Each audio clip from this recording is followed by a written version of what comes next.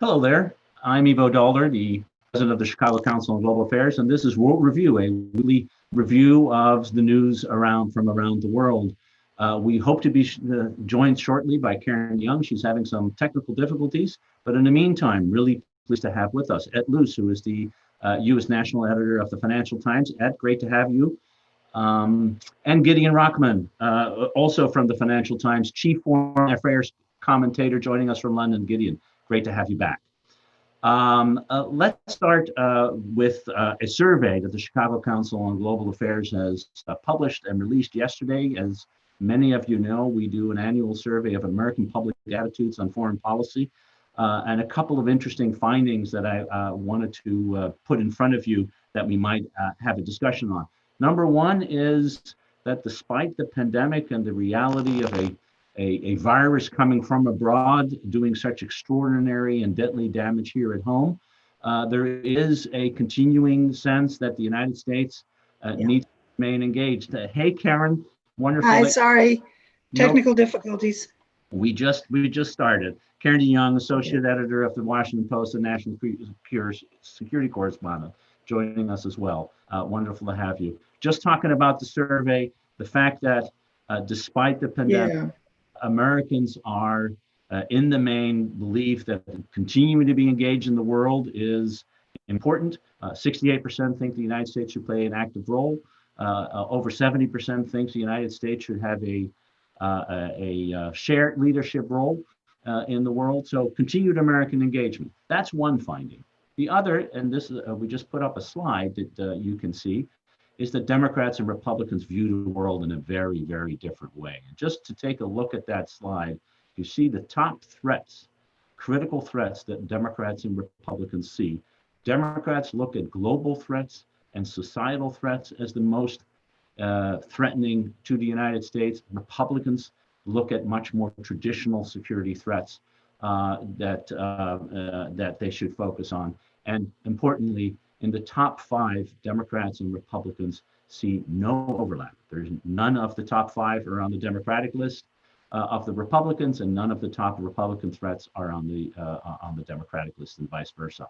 So, a deeply divided country, and I think that is playing out in the election as well, and we'll have something to say about the future of American foreign policy.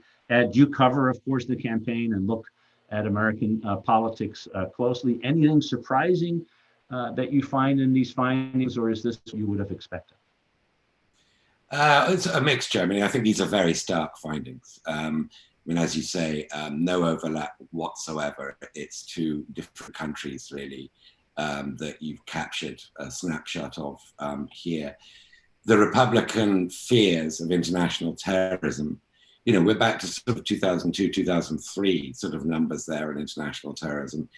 I'm not aware of sort of any recent spiking of any terrorist threats, but the fact that it's linked, I think, 3rd on your list with, you know, fear of immigration, refugees coming in, and then you've got Iran and others there, speaks of quite a dark worldview in which there's a hostile world out there that that necessitates an America First vision. This is a Trumpian worldview, those 5 on the list of Republican top foreign policy issues.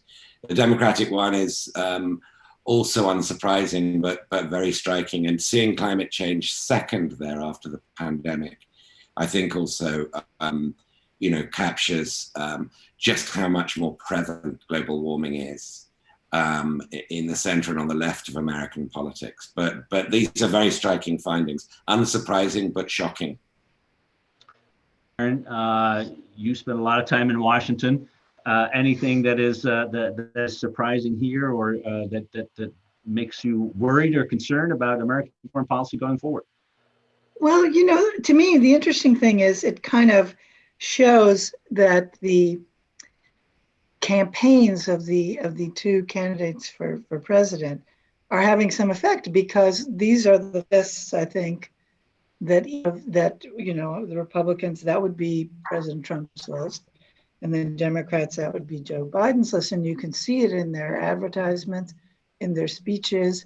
So, you know, in a tail wagging the dog sort of way, I guess you could say, wow, these ads are really being effective. And the question is, are those candidates taking their cues from the electorate, or is the electorate just parroting what they're hearing from the two campaigns? I don't know. It's kind of difficult to figure out, but it is pretty shocking. You know, it's shocking that Democrats don't seem to be worried about China. And certainly shocking that Republicans don't seem to be worried about the pandemic or climate change. You know, the other ones are internal things, whether you think that the in the domestic upheaval now is the result of racial and economic inequality, or it's the result of immigrants and violent extremism. And there are pretty sharp divides there. Yeah, no, I think that's that exactly true. And Gideon, coming to you, and you're still on mute, so do unmute yourself if you want to be heard. The China issue in particular, it's kind of interesting that it's the top threat for Republicans, but for Democrats, only 47% think the rise of China is a big deal. And the other big thing is, even then, Democrats think that engaging with China to try to solve common problems is far more important than trying to contain the rise of China. And of course, Republicans exactly the opposite. They want to contain China and reduce as much interaction with them. How do you see this, as well as the rest of the findings? Yeah, no, I was very struck by that because I was a little alarmed when Ed said that's a very Trumpian list, because actually I would have had China at the top of my list, and so maybe I'm a closet Trumpian without realizing it. But I think that in terms of for the Democrats, it's quite interesting, because I think that from what I know, the Biden team, they too would have climate very high up, and that would push them towards what's described the more kind of emollient approach to Beijing. You have to deal with them if you're going to get a global approach to China. On the other hand, I think that they probably would also have a more national security focused concern about China, which their voters don't seem to share. So how would they, if they come in, persuade their own people that it's actually important to stand up to China on Hong Kong or the South China Sea? It would be quite an interesting challenge, because I think that those issues will rise in salience. It's not like it's going to be something that's just some kind of foreign policy game which is playing out and ordinary Americans won't notice.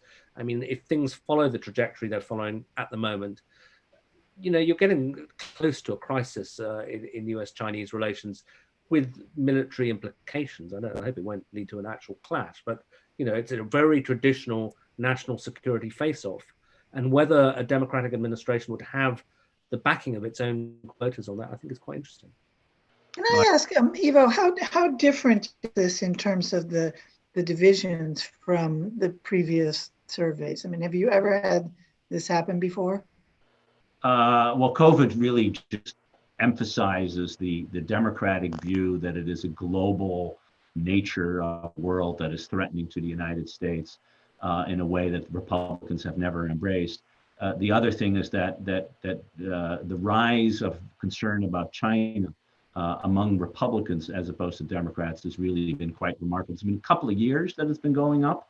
And in fact, it's not even as high as it was back in the late 1990s, when anti-Chinese feeling was very strong in the United States. But now it's more visceral. So it's not that this is a complete change from where we were, say, a year ago, but it is the further accentuation of trends that separate the two sides. And on climate change, which is now the largest gap between seeing climate change as a critical threat, is 54 points difference between how Democrats and Republicans. That's a stunning number. Republicans just don't see it as a threat, but Democrats do. With the election coming up, we'll come back to this, but so much other things to talk about. And Karen, let's start with you. We had a big White House ceremony this week with the Foreign Minister of Bahrain and the UAE joining the Prime Minister of Israel and the President of the United States to sign what some have trumpeted as historic accords to bring peace to the Middle East. How are we to interpret these three agreements, I guess the word, two bilateral and one among the three of them plus the United States, the Abraham Accord as it's known. How are we to look at those accords, and what does it really mean for both the Middle East and for President Trump's diplomatic skills? He was a deal maker. He's got deals. Well, I think this was for those people who watched it on TV, and I think it was on pretty much all of the channels, unlike a lot of the other presidential appearances. This was 800 people, the White House said. It must be said without masks, most of them, all sitting pretty close together on the South Lawn, the same place where the last night of the Republican convention took place, to witness the speeches and signing of first the Abraham Accords, which is a one-page document signed by the UAE, Bahrain, and the United States and Israel to say we are going to normalize relations. It's very vague. It basically just says we're friends now, and we're going to try to expand ties on various levels. So they all signed that, and then there were two separate bilateral accords that Trump also got to sign because he was listed as a witness. And they are outlining the agreements that they will establish diplomatic ties, economic ties, security ties. It doesn't really specify how they're going to do this, but I think it is historic in a sense. I mean, you only have two other countries in the Arab world that have normal relations with Israel, and they happened a long time ago, Egypt in 1979 and Jordan in 1994. So the Trump administration claimed credit and a major foreign policy victory. I think it's no accident that this comes less than 2 months before the presidential election here. So in terms of the elements of it and who got what, Israel agreed to freeze its annexation program in the West Bank, which is something that was suggested in the Trump deal for peace with Palestinians that came out earlier this year. I think that Netanyahu was not going to go ahead with that anyway. There was a lot of criticism all around the world and quite a bit inside Israel itself. So this kind of gave him an out. And in exchange for that, the Americans have said, not in these documents, but have said that they will look kindly on a UAE request by F-35s, which is the fifth generation US stealth fighter. Some people in Congress aren't too happy about this. They say it violates the qualitative military edge that the United States by law guarantees with Israel. It's not clear how the Israelis feel about it. It may be that they'll do what they did with Egypt when buying sophisticated weapons, kind of give the UAE a downgraded version of that. So it's clear that everybody's pursuing their own interests here, and it kind of suits everybody's needs. The UAE and Bahrain, you can't call these peace deals because neither of those countries was ever involved in a war against Israel. They're not at war, they never have been at war with Israel. And they both have had relations with Israel, somewhat under the table, but increasingly open economic relations, technological relations. And so this sort of codifies it. The people who are out in the cold are the Palestinians, who basically got nothing. Those people who are very happy about it, they'll say that's because the Palestinians have rejected every effort to talk to them. There's talk that the Arabs are just tired of dealing with the Palestinians. And some suggestion that if the Palestinians were really smart, what they would do now is go to the Arabs and say, look, you want to normalize relations with Israel, you've got to exact a price for that. Here's how you can help us. Yes, go talk to them, have relations with them. But they look, in order for us to move forward with this is what you need to do. You need to take these steps to help the Palestinians. It's not clear whether the Palestinians will actually do that or not. They haven't, in my view, been particularly smart about the way that they've handled this. Looks like we lost Gideon there for a moment, connection to London. So we're having technical difficulties everywhere. But Karen, that's great.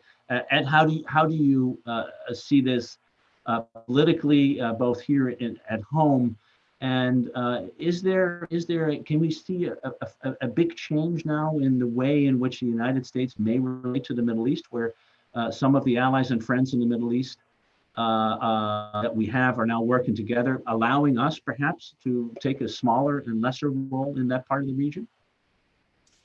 I think this certainly helps facilitate the narrative of America drawing down from the Middle East, for sure. I mean, the countries like the UAE and most of the Gulf states, ultimately, I presume Saudi Arabia's recognition of Israel here will be the big prize. Have long seen Israel as a much more constant potential partner and presence in the Middle East than the United States, which is prone to sudden changes of mind, through Obama and Trump, and particularly on Iran. And so the convergence of interests on Iran is, I think, what's really behind this. I don't think it's Jared Kushner's diplomacy, although he did show some tenacity in helping bringing these deals to fruition.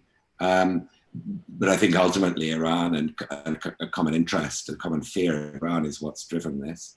And an expectation that the United States is not going to come back to the Middle East in the way that it was there for most of the second half of the 20th century and the early parts of this. Domestically, Trump wanted to herald his diplomatic skills, his art of the deal, 7 weeks before his re-election campaign put to the test.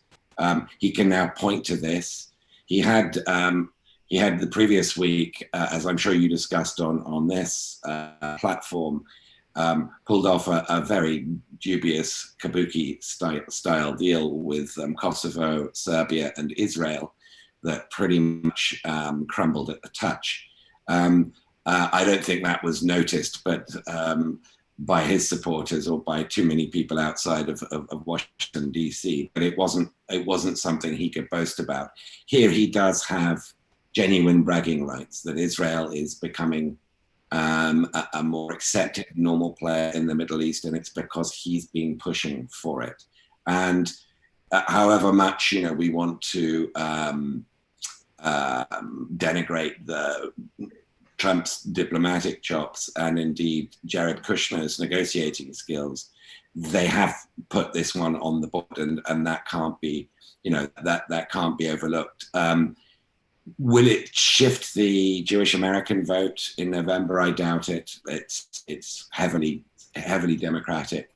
There might be some financial benefits from the likes of Sheldon Adelson. Because of this, there might be some evangelical community restored enthusiasm for Trump, but I don't think it's going to have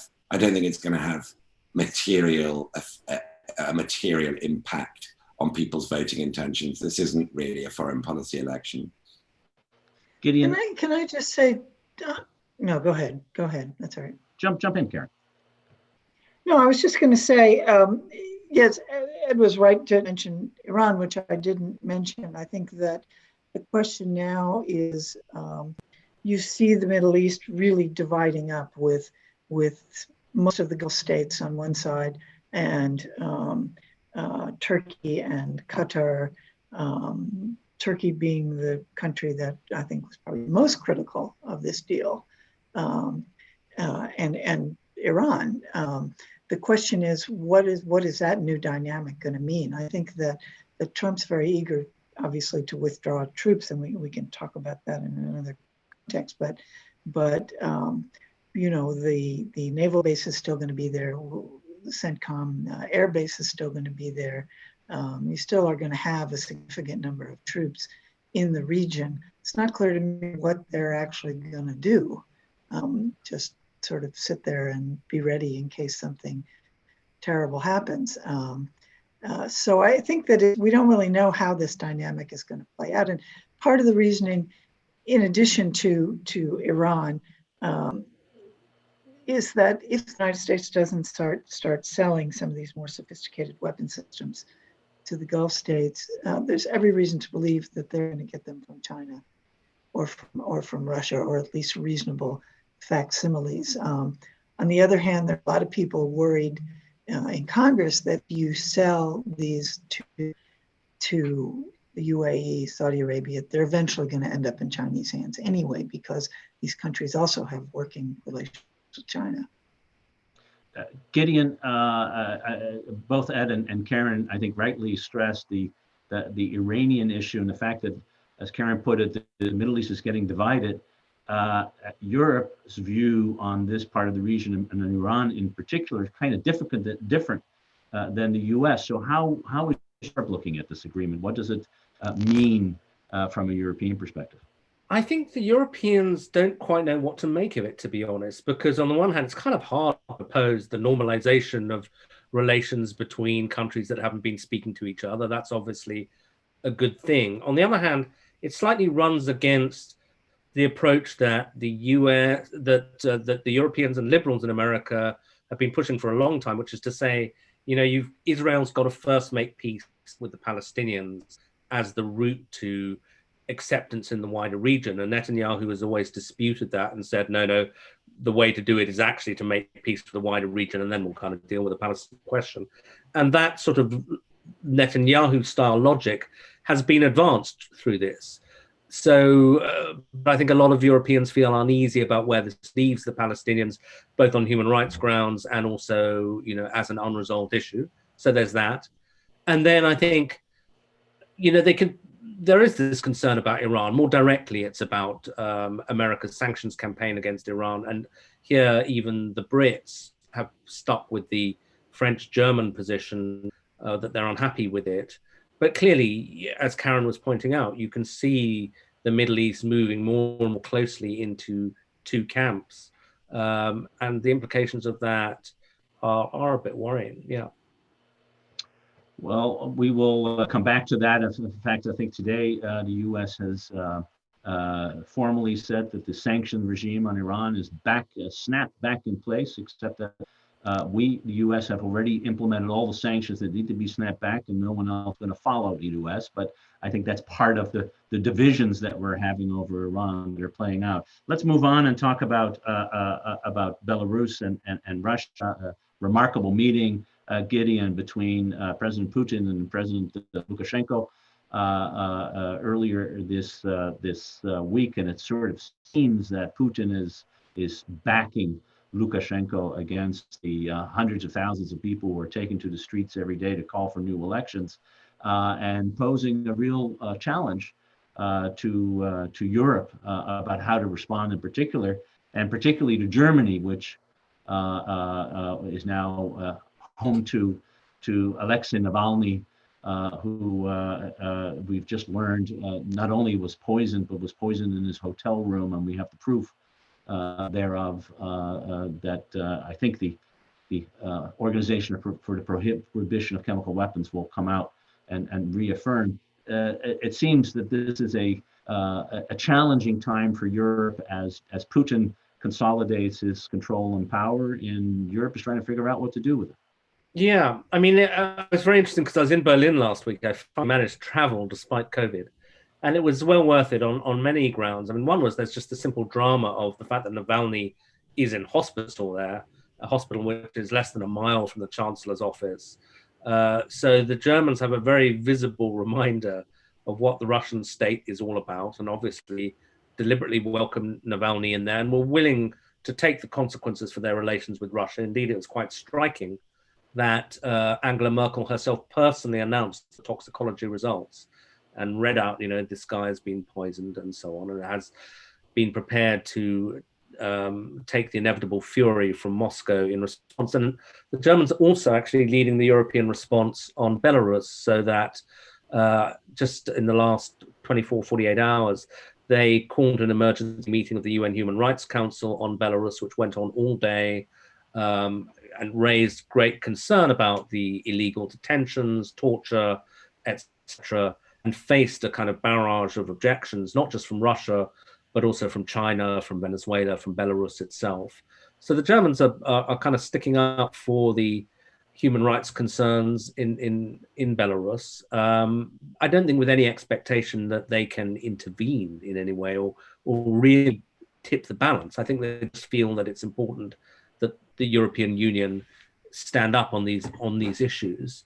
The Lukashenko-Putin meeting is interesting. I mean, Putin looked so bored and kind of disenchanted, and I assume that was deliberate. I don't think he was, just being caught off camera. And these two semi-dictators, or maybe real dictators, have a very checkered past. Lukashenko has at times been disrespectful towards Putin. Putin isn't, it would appear, a massive Lukashenko fan, but on the other hand, he cannot allow what he would regard as a color revolution, the precedent of a rigged election being overturned by people power is just too threatening to Putin for very obvious reasons.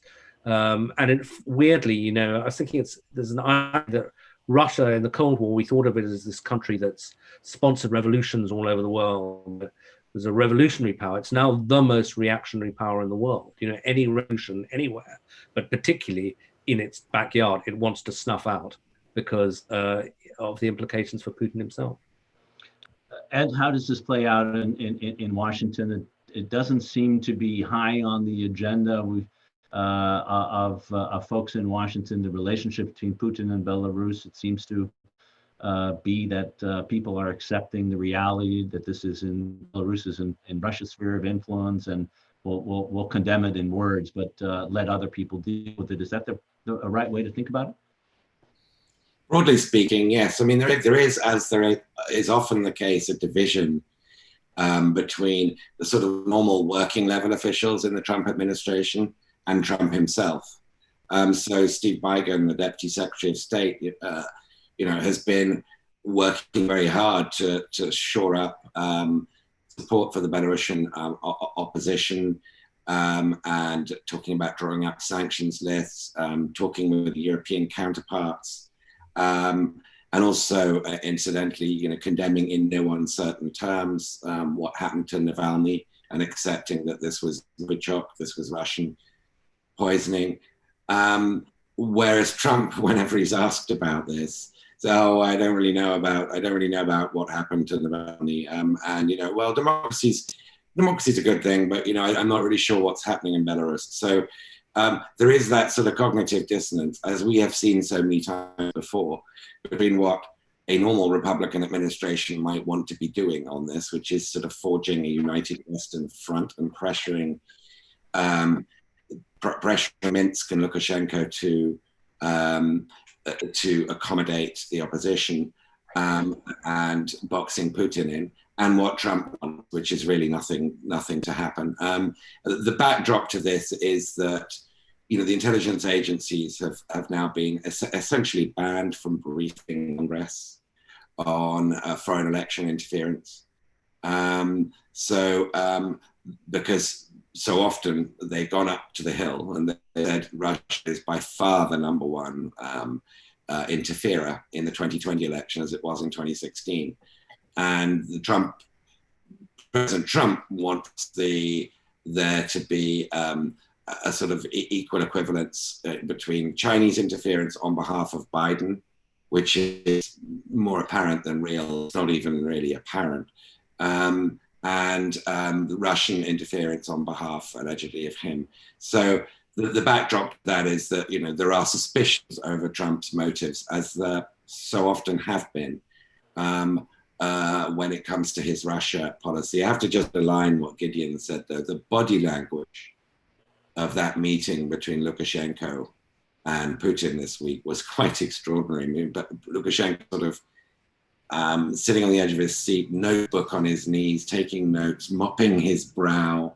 Putin just sort of leaning back like cheese, the mafia boss. It was images sometimes speak more than thousands of words, and this is one example. Karen, just taking that image, part of what seems to be happening is this creeping annexation of Belarus by Russia in terms of the protest finally has allowed Russia to, or Putin to take the better of Lukashenko. And Lukashenko is completely dependent on Putin. And I think the image sort of underscores that the school student taking notes from the master also suggests that Russia can really dictate the terms of what will happen in Belarus. And that has, of course, big implications also for security in Europe, which is something we used to care about. Well, you saw, as a result of this visit with Putin, he did give Lukashenko a $1.5 billion loan from Russia. They've announced that they're going to be joint exercises in Western Belarus, including Russian paratroopers. Lukashenko has already closed borders between Belarus and Lithuania and Poland. He's put renewed border blockages with Ukraine and put troops on alert. The Russians have said this is all the United States funding opposition in Belarus. And I think what's interesting to me too is that you look at the European Parliament, which decided that they were going to reject the election. To me, it's interesting to compare it like with Venezuela, where you have the United States and other countries, certainly in Latin America, saying President Maduro was not really elected and we recognize him.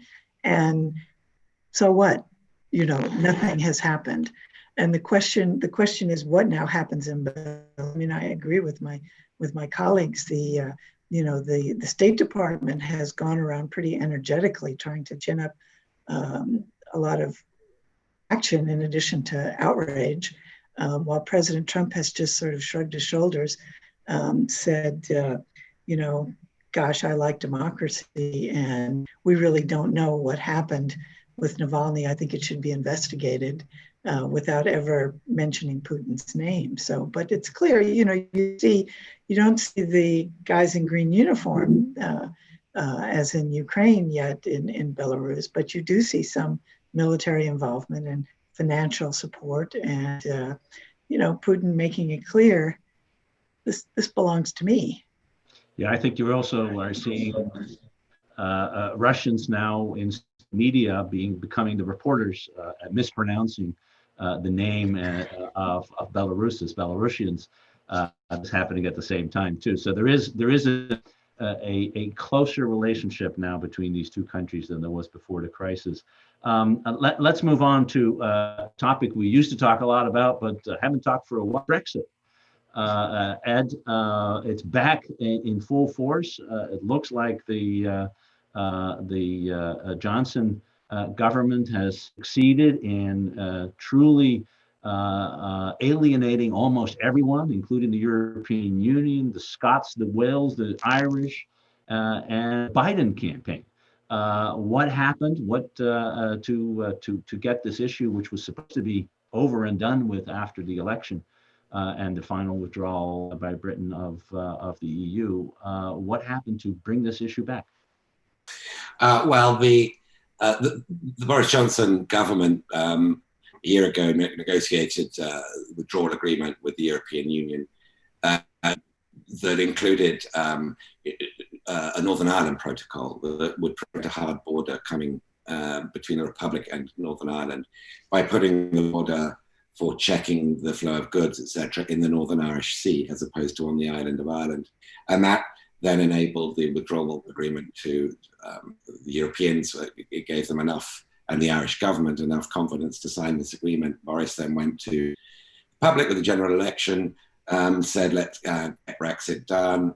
And it was all considered to have been dusted. The Irish question had been taken out of the equation. Well, now that Britain has to negotiate its post-withdrawal relationship, its permanent relationship with the European Union, Johnson is putting through a bill called the Internal Markets Bill that would give the British government the right to override the Northern Ireland Protocol, which then raises the spectre once again of a hard border in Ireland, on the pretext that he doesn't want the Europeans restricting Britain's ability to most prominently subsidize British industry and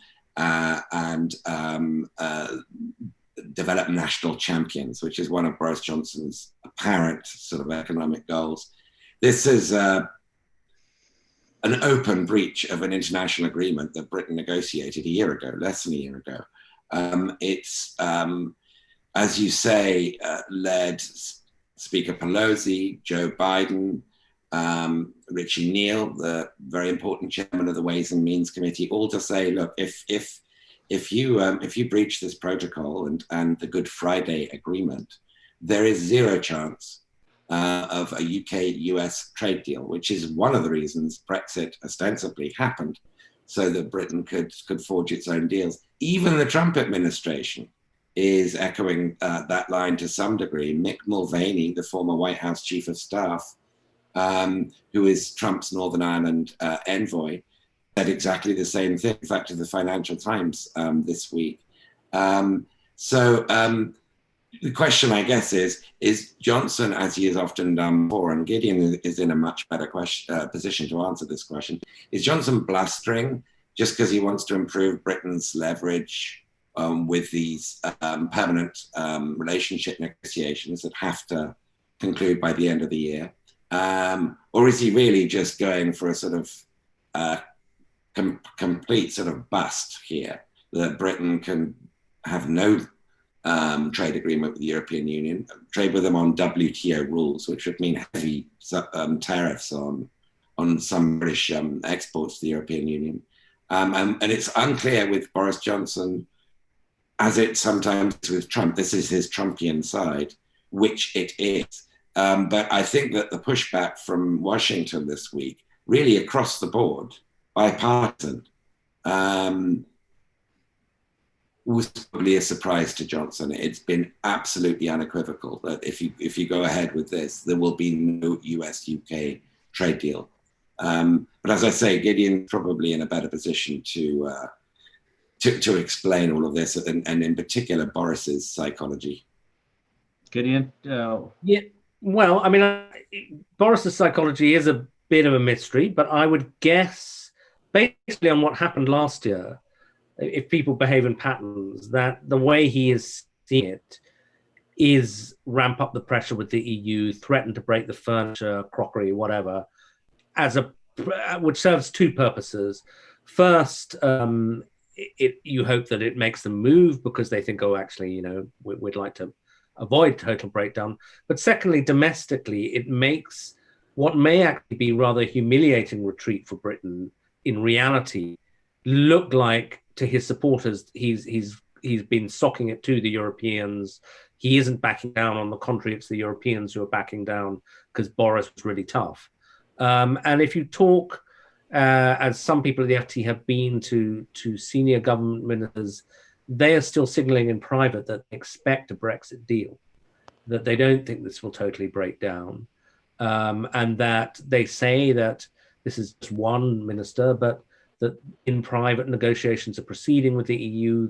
There are difficult issues, but they reckon they can get a deal and get it reasonably quickly. And they will also make the case that actually not all the fault lies on Britain's side, that in certain respects, you know, the EU, it's complex stuff, but has been making excessive demands or difficult demands, but demands that they think they can back off on, that are not fundamental. So, you know, I'm hopeful that this is all theatre, because it would be pretty disastrous if it isn't. It would lead to these massive tariffs that Ed alluded to, and also, as is now clear, to a crisis in relations with the United States, at least perceived from London. So it really is not in Britain's interests to push this to the wire. But I think that Johnson, politically and maybe diplomatically, and Richie Neal, and others.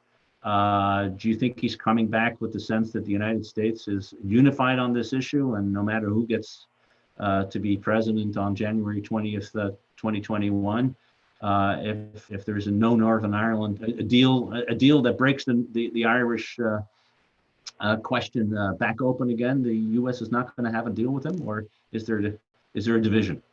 Well, my European colleagues know a lot more than I do about the ins and outs of Boris Johnson's relationship with the EU. But I can say that, as Britain has found out many times in the past, there is a massive constituency in this country for Ireland writ large, and that the Good Friday agreements were very, very popular. You have a lot of people in Congress who want to talk back about this, and you certainly have Joe Biden, who never hesitates to quote his Irish ancestors as his primary sources of inspiration and knowledge. So I think that it doesn't behoove Trump to want this to happen, to alienate this constituency and kind of give Biden a sort of pass on it, but also he too wants to have a trade deal and doesn't want to be put in a position where what he has promised in terms of the great deals he's going to have and his own criticism of the EU, he doesn't want that put in jeopardy. So I think that politically it's just something both the administration and Congress just wants to go away, and I think that was made clear. Although Pompeo had a little press conference with Rob when Rob was here and spoke in very vague generalities about it and just said, well, we know the Brits are going to do the right thing. Always, let's count on that in their case. Karen DeYoung, at Luce, Gideon, Rachman, always wonderful to have you on World Review. This is it for this week. I wish you all a great rest of the day and a wonderful weekend. Again, thank you so much for being here. Been terrific as usual. Wonderful conversation. Thank you. All the best. Thank you. Cheers.